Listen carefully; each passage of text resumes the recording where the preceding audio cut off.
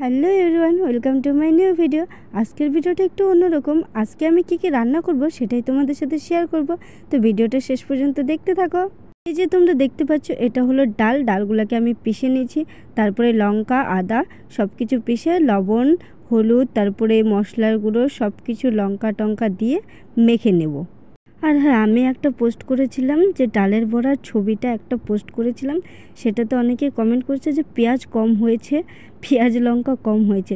তো তোমাদেরকে আমি বলে দিই যে আমার বাবা পেঁয়াজ রসুন মাছ মাংস কিছুই খায় না, যে কারণে আমাদের বাড়িতে প্রত্যেক দিন নিরামিষ রান্না হয়। আর আর আমাদের যেদিন খেতে ইচ্ছা করে সেদিন আমরা আলাদা করেই রান্না করে খাই। যাই হোক, তোমাদের সাথে কথা বলতে বলতে এই যে দেখো, আমি কিন্তু ডালের বড়াগুলো দিয়ে দিচ্ছি তেলে। আর এদিকে আমি চালগুলো ধুয়ে এনে চালের হাঁড়িতে দিয়ে দিচ্ছি, আর আলু দিয়েছি, কারণ আলু সিদ্ধ করব তাই। এদিকে ডালের বড়াগুলো আমার প্রায় হয়ে গেছিলো, তো আমি এপিট ওপিট উল্টে দিছিলাম, কারণ দুই পিঠেই ভালো করে হতে হবে। তারপরে ভালো করে ভাজা হয়ে গেলে আমি সেগুলোকে তুলে নিচ্ছি বাটিতে। তো আমার ডালের বড়া কমপ্লিট। আর এখন আমি দিয়ে দিব লঙ্কা, কিছু লঙ্কা ভাজবো, লঙ্কা ভেজে টেজে তারপরে আমি দিয়ে দিব সর্ষে শাকগুলো আমি দিয়ে দিচ্ছি কড়াইয়ে। তারপরে লবণ দিচ্ছি পরিমাণ মতো, লবণ দিয়ে তারপরে কিছুটা আমি জল দিয়ে দিব যাতে সিদ্ধ হয় ভালোভাবে। তো তোমরা দেখতেই পাচ্ছ, এই যে একটু নেড়ে চেড়ে তারপরে আমি দিয়ে দিচ্ছি জল দেওয়ার পরে এদিকে আমার ভাতগুলো প্রায় হয়েই যাচ্ছিল, সেই কারণে আমি একটু ভাতগুলো ঘেটে দিচ্ছিলাম। তো আমার কিন্তু ভাত সিদ্ধ হয়ে গেছে, আর আমি এখনও সেটাকে গালায় নেব। আর এই যে দেখো, আমার কিন্তু শাকটাও হয়ে গেছে। তারপরে আমি দিয়ে দিচ্ছি পটল ভাজা, মানে পরে অনেকক্ষণ পরে বলছে যে পটল ভাজাও রান্না করতে হবে, সেই কারণে আমি এখন দিয়ে দিচ্ছি পটল ভাজা।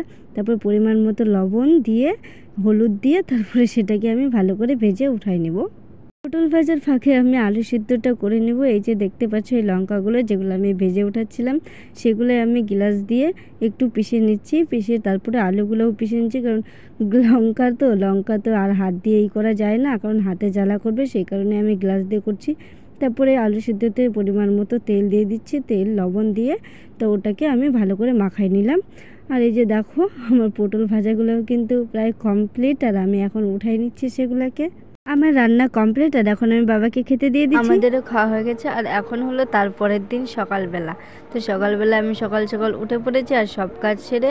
আর এদিকে দেখো, এই যে বাবা এখন গীতা নিয়ে বসে গেছে বই পড়তে, মানে এখন গীতা পাঠ করছে। আর আমি এদিকে ভিডিও করছিলাম। তো সকাল সকাল আমি কাজ বাজ সেরে, স্নান টান সেরে, রান্না বান্না করে বিকেলবেলায় আমরা কিন্তু ভিডিও বানানোর জন্য রেডি হয়ে গেছি। আর এই যে দেখতেই পাচ্ছ এই ভিডিওটা কিন্তু আমরা বানাইছি আর পোস্ট করা হবে, তোমরা অবশ্যই দেখবে। তো আজকের ভিডিওটা এই পর্যন্ত, ভালো লাগলো অবশ্যই